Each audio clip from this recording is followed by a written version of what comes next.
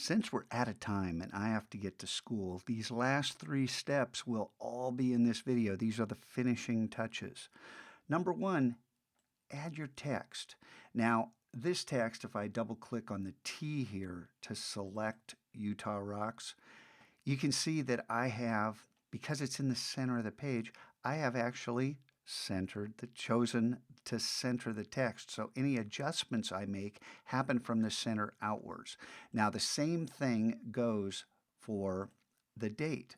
And also, if you can see these settings I have on the date, I've opened up the tracking and to give it a little more elegance.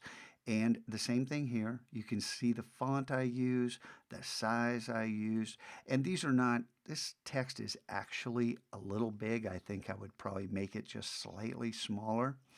But adding your text adds a layer of professionalism. Now, you could say, hey, my name photography, and, whatever you wanted. So adding the text is one of the finishing touches. The second is when we print this, it's great. It's a 16 by 20 print. But how do we cut the paper? We need to add, above the image, I'm going to add a new layer, hit Command A to select everything, and then go up to Edit Stroke. And add a 1 pixel stroke inside, not outside, not on the center, inside this, so that'll be our trim line. And if I hit Command D to deselect and then zoom in on this corner by holding down the space bar and then the Command key, you can see that on this corner, you can see that we've got this 1 pixel trim line, Command 0 to get back to our screen. And the last but not least thing we need to do is, you're looking at light shining through a computer monitor. When we print, we need to make an adjustment.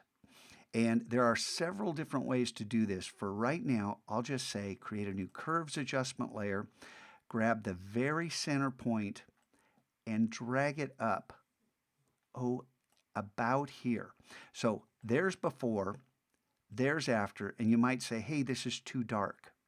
Well, or too light. Once it's printed on paper, ink goes on the paper, we're looking at light bouncing off the paper. This will give you a more true print.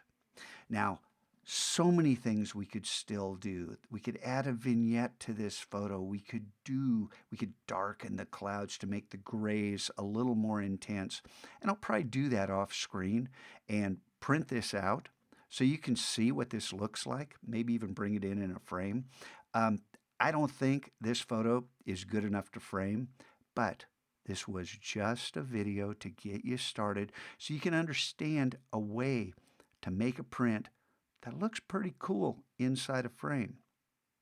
Now, I'll probably make another series of videos where you can use different versions, not just one image, but lots of images inside a grid pattern, be they squares or rectangular. It can also provide a very dynamic print and a great looking thing to hang on your wall. All right, there's our Rush tutorial. I got to get to school, so I'll see you there.